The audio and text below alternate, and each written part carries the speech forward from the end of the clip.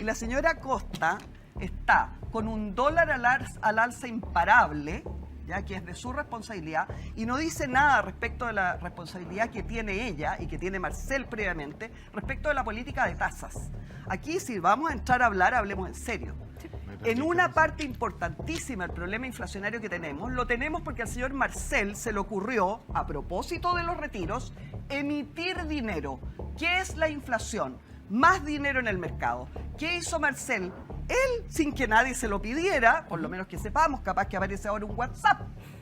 Puede que tengamos un WhatsApp en los próximos días y descubramos quién se lo pidió, pero aparentemente él por iniciativa propia dijo, voy a ayudar a mis amiguitas AFPs que no tienen efectivo y voy a imprimir toda esta plata y la voy a tirar al mercado. Eso estando como presidente del Banco Central. Eso fue lo que produjo inflación en este país. La verdad es que todo lo que comenta Giles es falso. Vamos por partes. Primero, tenemos un problema evidentemente con el dólar, que es esto que estamos viendo acá. Aquí vemos el peso en función al dólar. Y claro, ahora está en el 78. ¿Cuál es el problema? El problema fundamental que tenemos ahora en Chile tiene que ver con el famoso diferencial de tasas. Quiero que revisemos esta nota de la tercera, que esto es de enero de este año. Dice, el mensaje del Banco Central pondría presión sobre el peso y llevaría el dólar a la alza. Los expertos apuntan a que una aceleración del proceso de reducción de tasas en Chile contrasta con el mensaje dado por la Fed, que mostró cautela antes de iniciar los recortes, lo que elevaría el diferencial de tasas entre Chile y Estados Unidos. Aquí el problema más importante que tenemos acá es que cuando tenemos una caída, una baja en la tasa de política monetaria que tiene el Banco Central en Chile, hace que el diferencial de tasas aumente en relación con Estados Unidos y haya un flujo desde Chile hacia Estados Unidos. ¿Y por qué? Bueno, aquí lo explica bien Luis Felipe Arcón, que dice lo siguiente: el mensaje del Banco Central debiera tener un efecto depreciativo para el peso, más si se le agrega una Fed que fuera hawkish. Este hawkish es cuando tiene una política monetaria restrictiva, por si acaso. Mostró cautela sobre el aumento de una posible baja en sus tasas y se adelanta la llegada a la neutralidad en más de un año respecto a lo indicado en el escenario central, el corredor de tasas del IPOM de diciembre, lo que incrementaría el diferencial de tasas con Estados Unidos, generando mayor atractivo de inversionistas internacionales por llevar sus recursos a Norteamérica, disminuyendo el flujo de dólares en Chile. Si yo, por ejemplo, tengo, un banco de inversión que tiene activos denominados en pesos, tiene que venderlos en el mercado chileno para obtener pesos, y luego dentro del mercado chileno va a comprar dólares y luego va a mover esos dólares hacia Estados Unidos. Esa es la dinámica que hay dentro del el mercado de inversiones.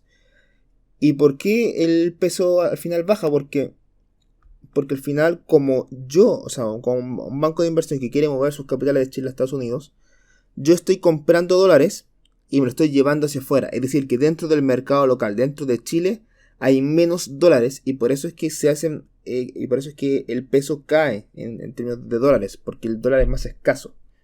Y como es más escaso, requiero más pesos para poder comprar la misma cantidad de dólares, que en general es $1 en este caso. Ahora quiero revisar el problema de la base monetaria. Aquí se dice que de que el Banco Central le dio plata hacia la AFP para que se hicieran más ricas, y que se tiró plata al mercado de la chuña, y eso generó inflación. Aquí, como diría Mankiw, la verdad es que la tasa política monetaria tiene una contraparte con la base monetaria. Y vamos a ver que lo que comenta Giles es falso. Estos son los estados financieros del Banco Central, todo del año 2020-2021. Recordemos que el año 2020 no había inflación, es el problema de la inflación tan brutal como tuvimos. Y vamos a ver la base monetaria. La base monetaria es un pasivo del Banco Central, es decir, es una obligación del banco. Y aquí están los pasivos del banco y aquí está la base monetaria. Vemos que la base monetaria pasó de 30.000 a 21.000 billones de pesos. Este son millones, y millones de millones son billones, es decir, es 10 elevado a 12. Y claro, aquí tenemos una disminución de la base monetaria.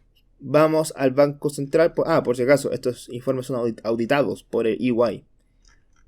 Este es 21-22, cuando ya tenemos el problema de la inflación. Revisemos la base monetaria. Pasó de 21.000 billones de pesos a 17 billones de pesos. Son 21 billones y 17 billones. O sea, ha ido cayendo desde el año 2021 al año 2022. Y el último estado financiero que tenemos, que es 31 de diciembre del año 2023, también auditado, es el siguiente. Pasó de 17, o sea, billones de pesos a 16 billones de pesos. O sea, siempre ha ido cayendo la base monetaria. Siempre ha ido cayendo los billetes de monedas en circulación. O sea, no es cierto de que esto que se empezó a imprimir plata y se tiró al mercado y se genera inflación. No, no. O sea, aquí esto es lo que se denomina la M0. Hay otros agregados monetarios que son básicamente los causantes de la inflación, pero no es el causante de que se imprimió más plata. O sea, se imprimió más plata, que se les dio plata a la AFP y que esa plata terminó generando inflación. O sea, eso no es cierto. O sea, aquí estamos viendo los estados financieros del central y no es cierto que se empezó a crear más plata de la nada y que se empezaron a comprar activos con pasivos del banco. No, no, no. O sea, eso no es cierto. Entonces, aquí hay que tener en cuenta lo siguiente. Primero, que claro, esto es la M0. La M0 ha ido disminuyendo, sin embargo, la M1, M2 y los otros agregados monetarios han ido en aumento durante buena parte de 2021 y parte de 2022. Sin embargo, ya esos agregados monetarios también han ido disminuyendo. Ahora quiero hablar sobre los agregados monetarios, que es súper importante.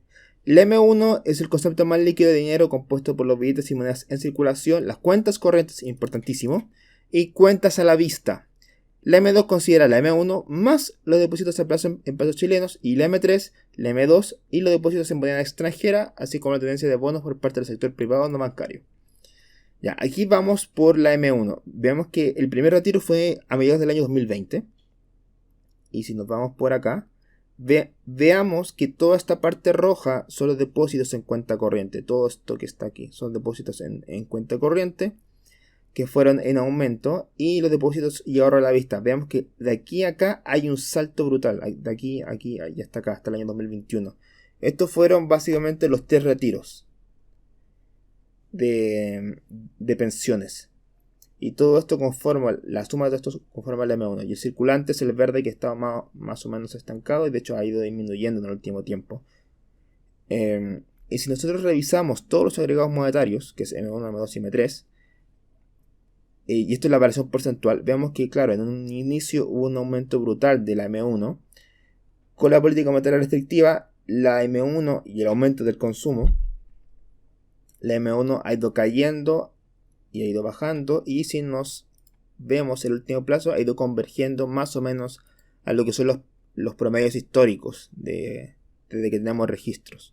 Y por eso es importante. O sea, la verdad es que no es cierto de que el Banco Central empezó a imprimir plata y tirarla al mercado. Lo que sí es cierto es que tenemos un aumento del circulante, perdón, de la cuenta corriente. Tenemos aumentos en depósitos y ahorros a la vista, y todo eso sumado te genera la M1. La M0 es lo que nosotros llamamos el circulante. Y cuando agregamos estas dos cosas, bueno, al final termina pasando lo que pasó en Chile, que fue el problema de la inflación. Entonces, no es cierto lo que comenta Pamela Giles.